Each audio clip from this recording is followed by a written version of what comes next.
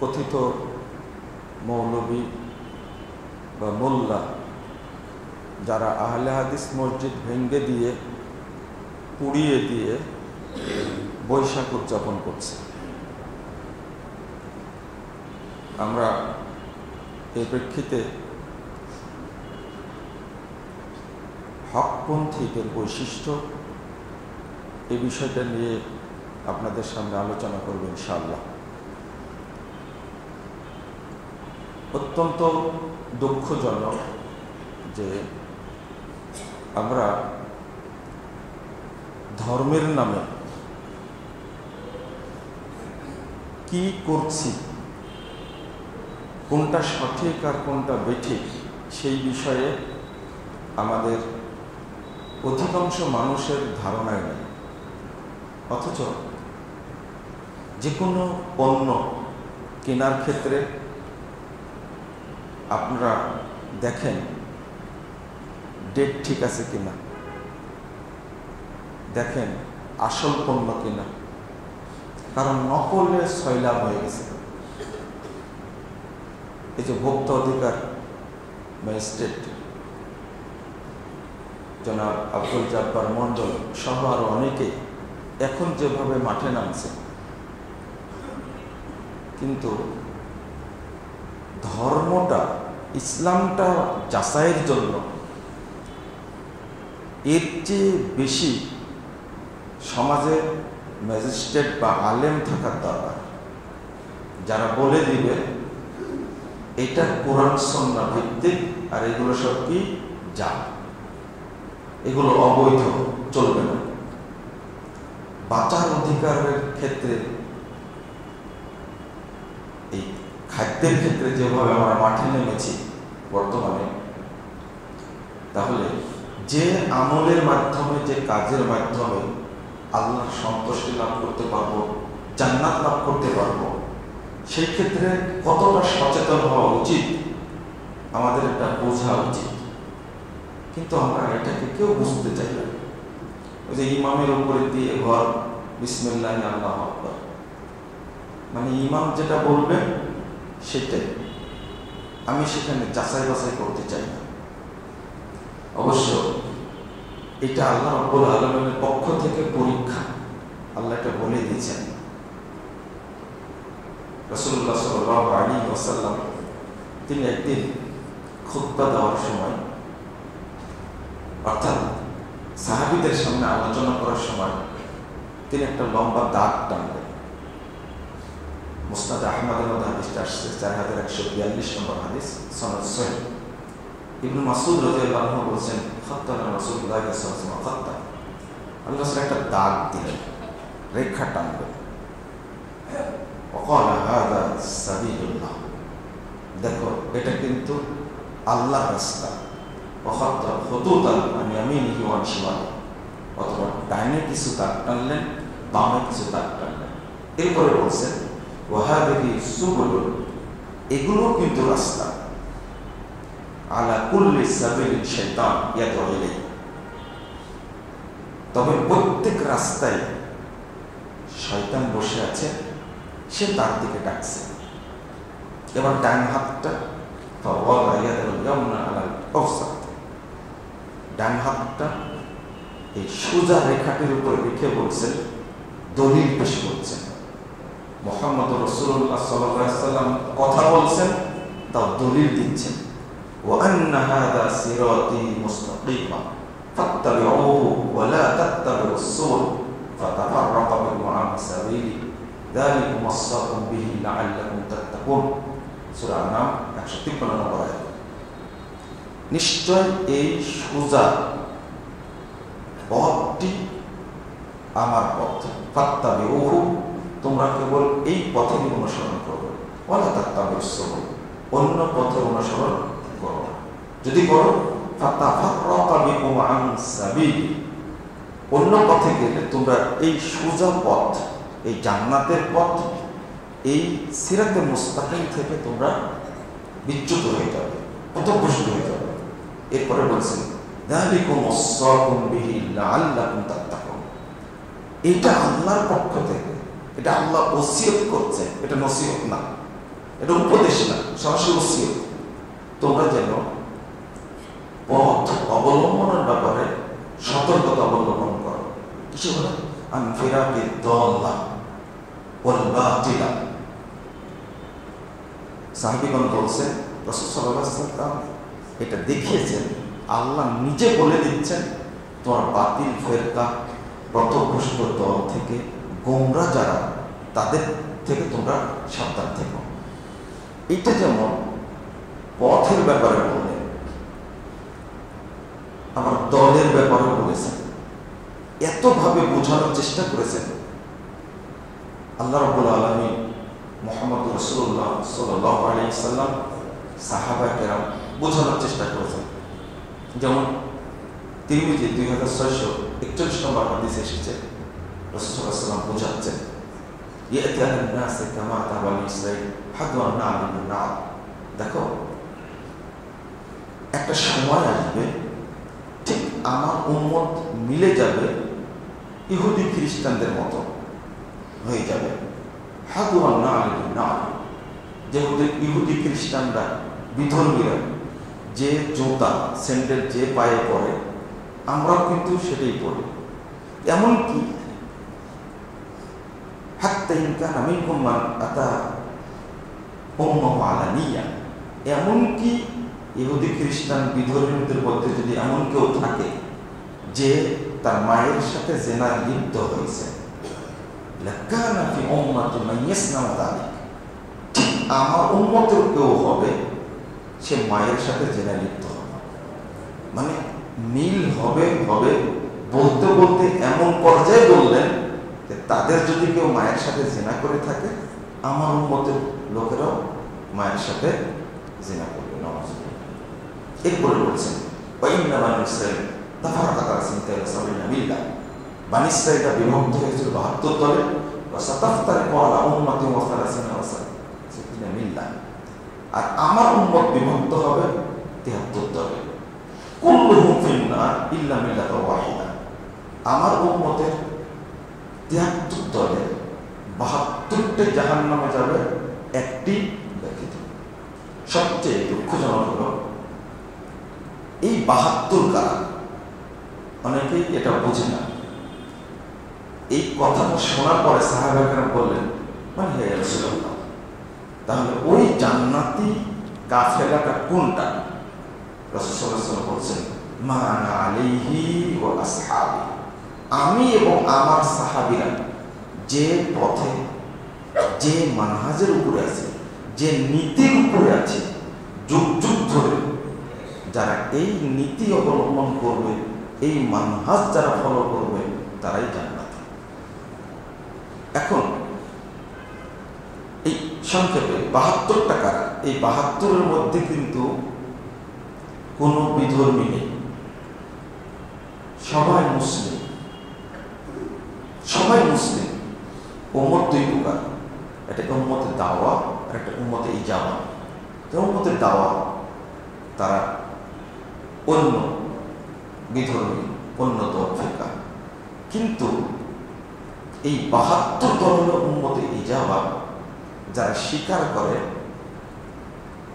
আশ্চর্য যে এই 72 প্রকার খুঁজতে গেলে আপনি আশ্চর্য হয়ে যাবেন যে এরা কারা আসলে।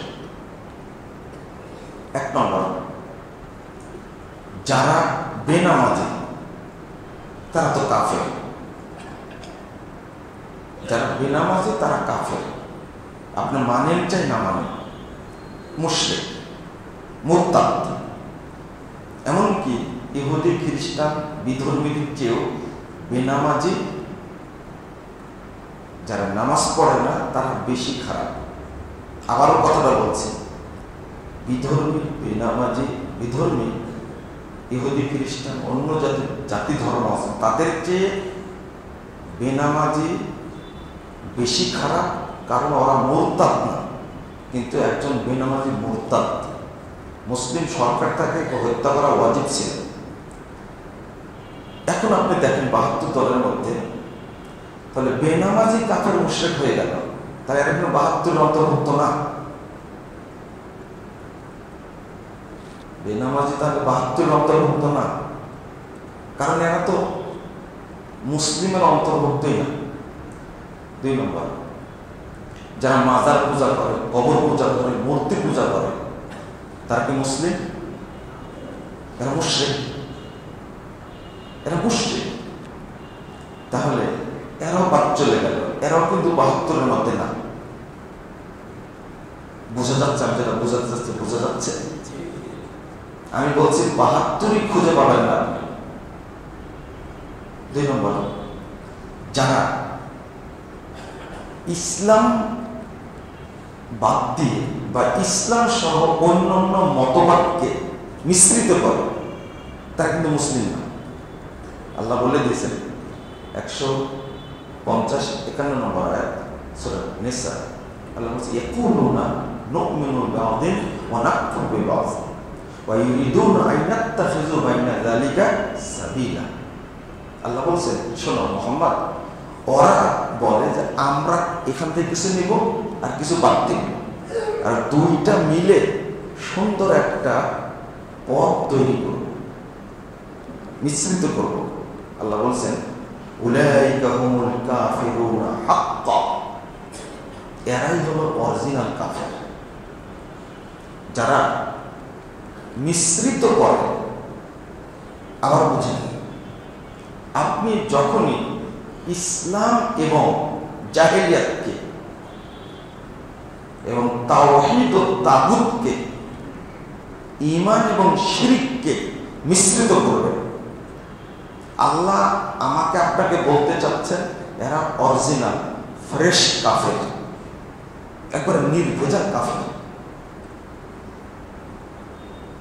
ওদের চেয়েও বড় কাফের। কারণ এরা বড় অপরাধ করেছে, তাওহীদ এবং তাগুতকে কি করেছে? মিশ্রিত করেছে। তাহলে এই 3-4 লোক বাদ দেন, এরা মুসলিম না। তাহলে 72 দলের কে? বুঝে আসলে না মনে হয়। আপনি খুঁজে পাবেন না 72 কে। ওই একটা খুঁজে পাওয়া তো অনেক দূরের কথা। 73 নম্বর খুঁজে পাওয়া অনেক দূরের, 72টাই খুঁজেন আপনি। এই ছোট্ট কথা বলে রাখলাম, আর একদিন আলোচনা করলে এটা মাথায় ধরবে। ইমাম ইবনে তাইমিয়া রাহিমাহুল্লাহ এইভাবে বিশ্লেষণ করছেন, আমি যেভাবে বললাম। তো আর একটা হাদিসে রাসূল সাল্লাল্লাহু আলাইহি ওয়াসাল্লাম আমলে পার্থক্য বর্ণনা করছেন। তাহলে একদিকে পথ দেখালেন, আর একদিকে পথ দেখালেন দল, আর আরেকদিকে দেখাচ্ছেন আমল, আরেকদিকে দেখাচ্ছেন দায়ীদের পরিচয়। আমি সংক্ষেপে বলি, আমল। রাসূল সাল্লাল্লাহু আলাইহি ওয়াসাল্লাম বলছেন তাজারা মিন তিলকাল আহওয়া কামা ইয়াতাজারুল কালাবু লিসাহিবি লা ইয়াবকা মিনহু হিরকুন ওয়ালা মাকসুন লা দাখালা। এই ভ্রান্ত দলগুলো এমনভাবে তৈরি হবে, প্রত্যেকটা স্থানে এরা, প্রতিটি জায়গায় এরা ভুয়া আমল তৈরি করবে। যেমন আপনার শরীরে বক্স বের হলে মাথা থেকে পা পর্যন্ত কোনো জায়গা বাকি থাকে না, সব জায়গায় বের হয়। তো এই দলগুলো সব জায়গায় ভুয়া, মিথ্যা, জাল আমল দ্বারা পূর্ণ করে দেবে। 4 নম্বরটা হলো রাসূল সাল্লাল্লাহু আলাইহি ওয়াসাল্লাম যে ইঙ্গিত দিলেন হাদিসের শেষে, আলা কুল্লি সাবিলিন শাইতান, এই ভ্রষ্ট পথগুলোতে শয়তান বসে আছে। এই শয়তানটা কোন শয়তান? আল্লাহ বলছেন 112 নম্বর আয়াত সূরা নাম, ওয়াকাযালিকা জাআলনা লিকুল্লি নাবিয়্যিন শায়াতিনাল ইনসি ওয়াল জিন বাযুহুম আউলিয়াউ বা'দ যুখরুফাল কওলি ইউহি বা'দুহুম ইলা বা'দ যুখরুফাল কওলি গুরুরা। আল্লাহ বলছেন যে মানুষদের মধ্যে থেকে শয়তান আর জিনদের মধ্যে থেকে শয়তান। আর জিন শয়তান তো বুঝি যে ইবলিস এবং তার চেলা, তার গুরু, জিন সন্তান বলতে বুঝি। তো মানুষ শয়তান বলতে আল্লাহ কাকে বুঝাইছেন? এইটা কিন্তু আমরা অনেকে জানি না। মানুষ শয়তান বলতে আল্লাহ কাকে বুঝিয়েছেন? এই যে হাদিসে উল্লেখ করলেন, ভ্রষ্ট পথে, ভ্রান্ত পথে বসে আছে কারা? শয়তান। এই শয়তান বলতে বা মানুষের মধ্যে শয়তান বলতে রাসূল সাল্লাল্লাহু আলাইহি ওয়াসাল্লাম বুঝিয়েছেন 7070 নম্বর হাদিস, সহিহ বুখারীর মধ্যে এসেছে, রাসূলুল্লাহ সাল্লাল্লাহু আলাইহি ওয়াসাল্লাম বলছেন,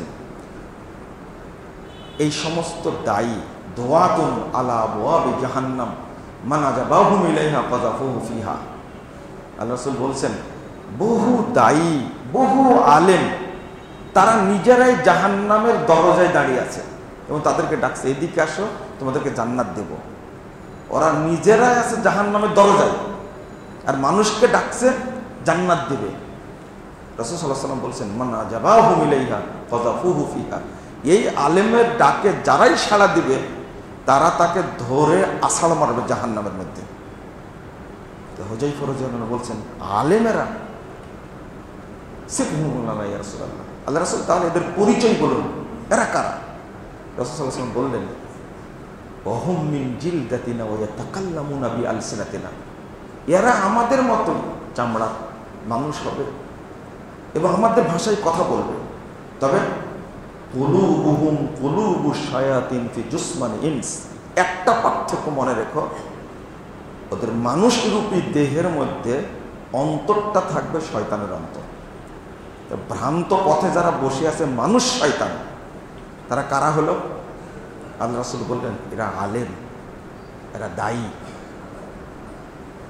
এরা এই যে মানুষ শয়তান যে আলেম, মানুষ শয়তান যে দ্বীনের দায়ী, এইটা অধিকাংশ মানুষই বুঝে না। আরো কত দলিল নেবেন খুতবায়, এত সংক্ষেপে মানে এত হাদিস বলা যায় না, কিন্তু অন্য বক্তব্য শুনবেন, বিস্তারিত আলোচনা করেছি সে জায়গায়, এখানেই বলছি। একজন আলেম হয়ে যারা বলে মসজিদ ভেঙ্গে দাও, এই আলেম না শয়তান? এটা আলেম হওয়ার প্রশ্নই আসে না। আবার যারা মসজিদ ভেঙ্গে দেওয়ার জন্য সম্মতি জানায়, তারা কি? এরা কি আলেম না শয়তান? শয়তান। দুর্ভাগ্য, আপনি যদি ভিডিওটা দেখেন, ব্রাহ্মণবাড়িয়ার মসজিদটা যেভাবে ভেঙ্গে দেওয়া হয়েছে, অবশ্যই দেখেছেন আপনার ভিডিওটা। এটা যদি একটা পূজা মণ্ডপ ভাঙ্গা হতো তাহলে কি হয়ে যেত? যদি এটা গির্জা হতো তাহলে কি হতো? যদি এই জায়গাটা হিন্দুদের কোনো বাড়ি হতো তাহলে কি হতো? এই যে প্রশাসনের কথা বলছি, আমি বক্তব্যে বলেছি, মসজিদ ভেঙ্গে দিয়েছে ব্রাহ্মণবাড়িয়ার এসপি এবং ডিসি এবং টিওনো, ওসি ব্যবস্থা নেয়নি। এরা আল্লাহর গজব থেকে একজন ছাড়া পাবে না ইনশাআল্লাহ। উপদেষ্টা মন্ডলী আছে না, আছেন এর মধ্যে? এরা বুঝলাম যে এরা দিন সম্পর্কে জানে না, কিন্তু কয়েকদিন আগে কেএফসিতে হামলা হলো, অ্যারেস্ট করেনি? আমার জানা মতো পত্রিকায় দেখেছি ৭৫ জনকে অ্যারেস্ট করেছে, অনেক আগে দেখছি। কেএফসি কি মসজিদ? বাটা শোরুম হামলা করেছে, গ্রেফতার করেনি? আপনি চিন্তা করতে পারছেন? আর আমরা যখন কথাগুলো বলি তখন আপনারা মনে করেন মুজফ্ফরপুর পড়া কথা বলে। এই যে কেএফসি ভাঙ্গার বিরুদ্ধে, বাটা শোরুম ভাঙ্গার বিরুদ্ধে কত বড় বড় ভাইরাস আলেমগুলো এর বিরুদ্ধে কথা বললো না? কিন্তু এই মসজিদটা নিয়ে ভেঙ্গে চুরমার করে দিল এই বুবা শয়তানগুলো একটা কথা বলেছে? ভিতরে রক্তক্ষরণ হয়, এই জন্য কথা এইভাবে বলি।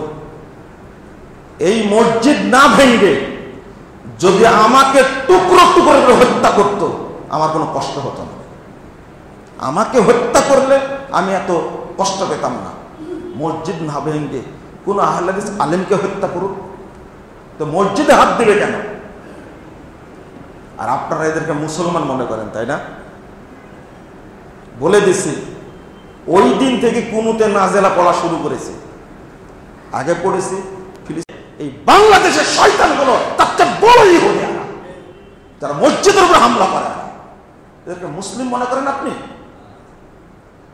আর উপদেষ্টাগুলো বুবার মতো মুখে কুলবেটে বসে আছে কেন?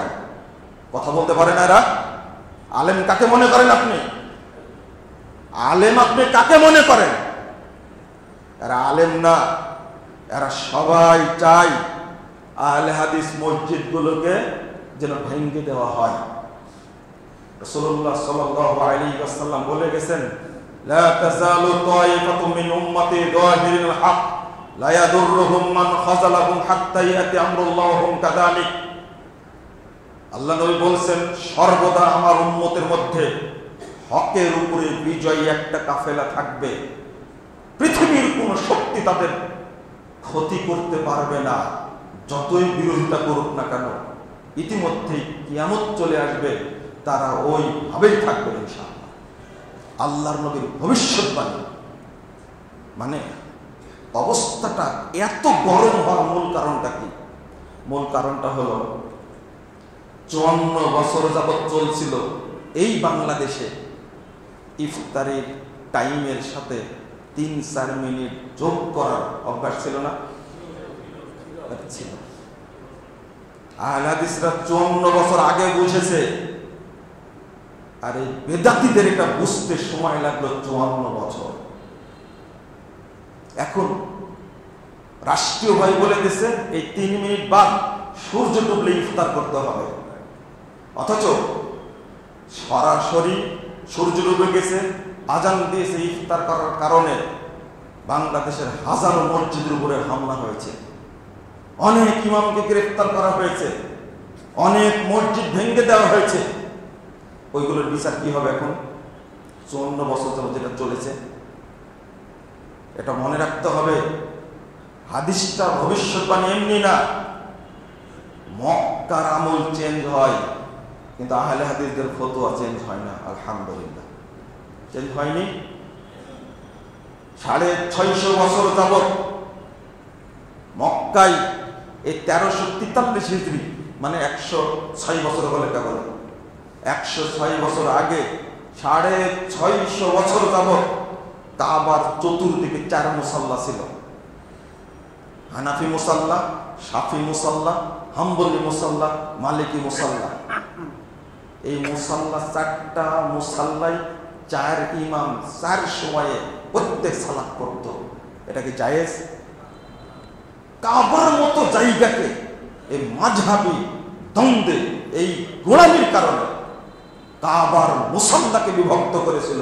650 বছর টিকে ছিল, 106 বছর আগেও ছিল। এটা আল্লাহর অশেষ রহমতে মালিক সৌদ এই 4 মুসাল্লাকে ভেঙে দিয়ে, আপনি খেয়াল করেছেন এখানে কোনো মুহাম্মাদি মুসাল্লা ছিল?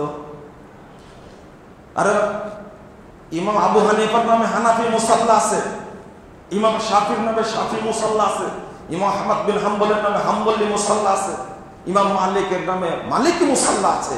কিন্তু মুহাম্মদুর রাসূলুল্লাহ সাল্লাল্লাহু আলাইহি ওয়াসাল্লাম যে কাবা বিজয় করলেন, সেই মুসাল্লা কই?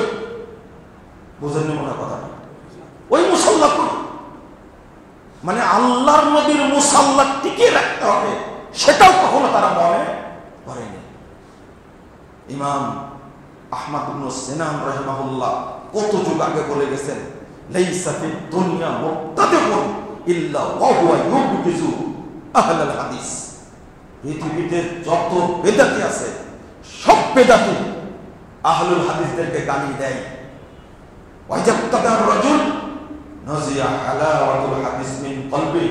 তিনি বলেছেন, মনে রেখো, যখন কোন ব্যক্তি বেদাতি হয়ে যায় তখন তার অন্তর থেকে আল্লাহ হাদিসের মহব্বতকে ছিনিয়ে নেয়। তার অন্তর হাদিসের মহব্বত থাকে না। আজকে আপনারা মাছ গাঁজা এইটা নিয়ে আপনারা সৌরভী উদ্যানে সবাই গেলেন, সবাই সম্মতি জানালেন, এটা ভালো, খুবই ভালো। কিন্তু তারপরের দিন আহলে হাদিস মসজিদ ভাঙলেন কেন? এখানে তো আহলে হাদিসরাও গেছে, বুঝেননি কথা? গেলেন, কিন্তু ফিলিস্তিনের জন্য গেছিলেন না সৌদি আরবকে গালি দিতে গেছিলেন? সৌদি আরবের সালমানের ছবি, মোহাম্মদ বিন সালমানের ছবি পুষ্পতলিকা তৈরি করে আপনি তার উপরে জুতা নিক্ষেপ করেছেন, ভিডিও আছে। কই আপনাদের দুলাভাই এরদোগান একটা করেননি কেন? বুঝেননি কথা? এরদোগান হলো 1 নম্বর মুনাফিক। এই বদমাশের রাষ্ট্র দিয়ে আজারবাইজান থেকে তেল এসে ইসরায়েলকে তেল দিচ্ছে, 80% তেল ইসরায়েল পায়। কেন তেলের লাইন বন্ধ করেনি কেন? 2 নম্বর মুনাফিক হলো ইরান। বাংলাদেশে আগে মনে করতাম মুসলিম বেশি, এখন দেখছি শিয়াই বেশি, সব শিয়া। মুসলিম খুঁজে নেবেন, আপনার অন্তরে ইরানের প্রতি দুর্বলতা আছে, মানে আপনি একজন শিয়া, এটা মনে রাখবেন। চ্যালেঞ্জ, আপনি শিয়া একজন, আপনার কথাই শিয়াপন্থী মনে হয়। যে শিয়া হুতিরা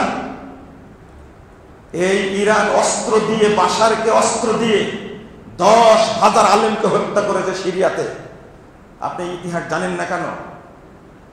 এই হুতিরা প্রায় 7,000 আলেমকে হত্যা করেছে এই ইয়ামানে সৌদি আরব হামলা করছে, তাই দুঃখে ফেটে যাচ্ছে। কিন্তু ওরা যে হারামাইনে হামলা করে, আপনার অন্তত জ্বলে না?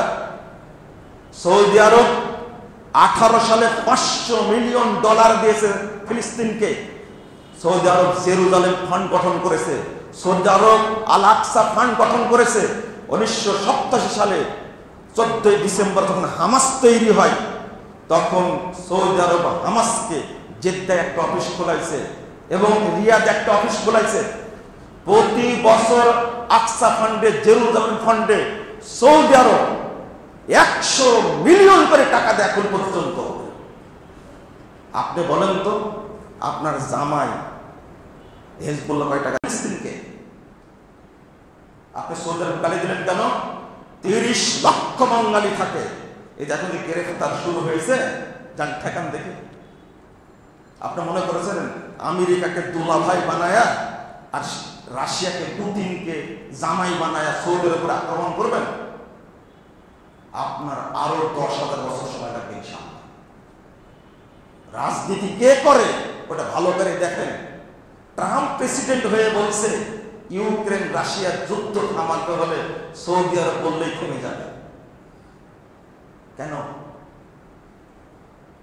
যে হামাসকে তো জায়গা করে দিল, ফিলিস্তিনে 60,000 লোক মারা গেছে এই কয়েকদিনে। 60,000 মরেছে। হামাসের কয়জন মরেছে? হামাস কারা বলেন? হামাস কারা?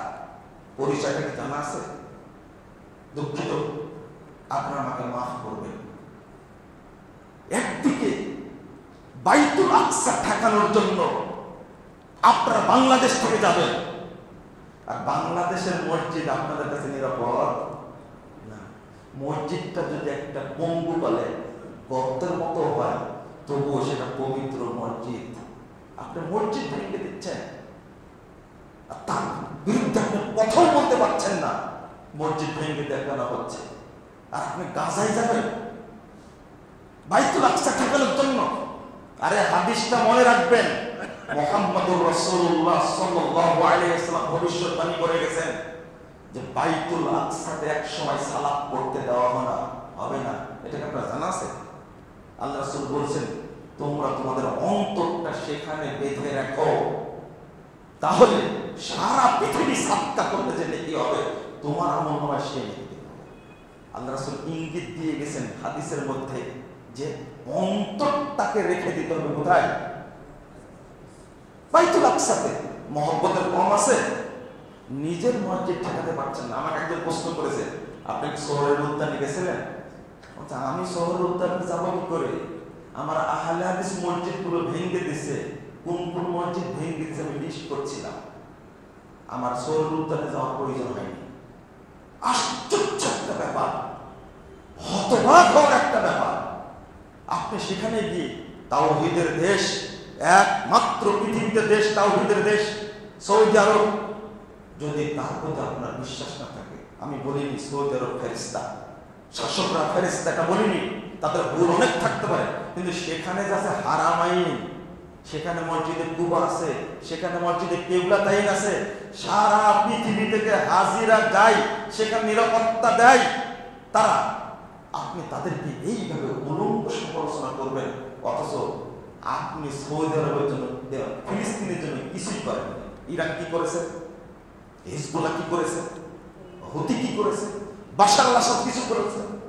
53 বছর যাবৎ বাপ বেটা হাফেজ আল আসাদ, বাশার আল আসাদ 53 বছর যাবৎ সালাফি মুসলমানদেরকে হত্যা করেছে, করে সিরিয়া ফাঁকা করে ফেলেছে।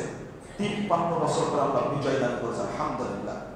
বিজয় দান করে যার নেতৃত্বে বিজয়ী হলো, তিনি কার সাথে দেখা করতে গেলেন? তিনি আগে গেছেন সৌদি আরবে। সৌদি আরব বলে দিলেন বিশ্ব ব্যাংকে যত ঋণ আছে সমস্ত ঋণ পরিশোধের দায়িত্ব সৌদি আরব নিল। আলহামদুলিল্লাহ। তাদেরকে অর্থ দিচ্ছে কে? অস্ত্র দিচ্ছে কে? সৌদি আরব। যা পারে বলে না, কিন্তু আপনি কি করলেন? ৩১ লক্ষ বাঙালি যারা আছে সৌদি আরবে, যারা সবচেয়ে বেশি রিমিটেন্সে যারা আছে, আপনি তাদেরকে ক্ষতিগ্রস্ত করতে চাইলেন? তাদের অবস্থা কি হবে? আমাদের কেউ নাই, তারা কথা বলেন আমাদের সাথে। আমি কথাগুলো বলার উদ্দেশ্য হলো সব স্রোতে ভেসে যায়, কিন্তু আপনারা খেয়াল রাখবেন, আপনারা সঠিকটা জানার চেষ্টা করবেন। ইনশাআল্লাহ একদিন এই দেশের মানুষ বুঝবে, ইনশাআল্লাহ বুঝবে, ইনশাআল্লাহ। দীর্ঘ দিন যাবৎ, শত শত বছর যাবৎ সৌদি আরবে 20 টাকার তারাবি চালু ছিল না? এখন কয় টাকা হয়? কেন? যা আবার চালু করতো। বাইতুল মুকাররম মসজিদে বসে ইমাম সাহেব বলছে আমরা এর প্রতিবাদ করছি। আপনি জানেন কেমন দায়িত্বহীন, কেন কথা বলেননি? বাইতুল মুকাররম খতিব আব্দুল মালিক সাহেব যদি বলে কোন মসজিদে হামলা করা যাবে না, কারো সাহস আছে হামলা করা? করবে? ধর্ম উপদেষ্টা যোগ্য মানুষ, তার নাকের ডুগায় মসজিদে হামলা হচ্ছে, তিনি কথা বলেননি কেন? বুঝেননি কথা? হেফাজতের আমির, হেফাজতের মহাসচিবের বাড়ি হলো ব্রাহ্মণবাড়িয়া। আল্লাহ ব্রাহ্মণবাড়িয়ার উপরে গজব নাযিল করবে ইনশাআল্লাহ। এই গজব থেকে পার পাবে না তোমরা। পৃথিবীতে কোনো রেকর্ড নাই আহলে হাদিসরা কোন মসজিদে হামলা করেছে। মসজিদে কেন আহলে হাদিসরা কোন বাথরুমে হামলা করে না। আজকে মসজিদ, এই বাংলাদেশে গির্জা থাকতে পারবে, কাদিয়ানীরা থাকতে পারবে, শিয়ারা থাকতে পারবে, এই বাংলাদেশে বেশ্যালয় থাকতে পারবে, সিনেমা হল থাকতে পারবে, আর বাংলাদেশে আহলে হাদিস মসজিদ থাকতে পারবে না। এই সাহসটা কে দিয়েছে? আমার জনবল নাই, অর্থবল নাই, আমার অস্ত্রবল নাই, আমার আছে আল্লাহর শক্তি।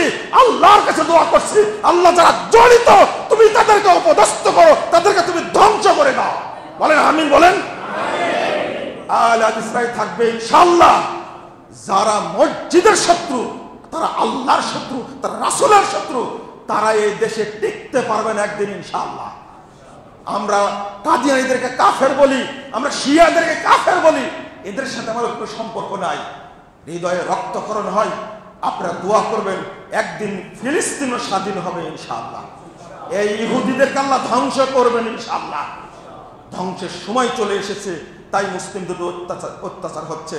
আমরা আল্লাহর কাছে দোয়া করব, আজকে কুনুতে নাজেলা করব। আমার সাথে আপনারা আমিন আমিন বলবেন ইনশাআল্লাহ। ফিলিস্তিন আমাদেরই থাকবে, ছিল আমাদের, কিয়ামত পর্যন্ত ফিলিস্তিন মুসলিমদেরই থাকবে ইনশাআল্লাহ। আল্লাহ যদি কবুল করেন, আমিন ইয়া রাব্বাল আলামিন।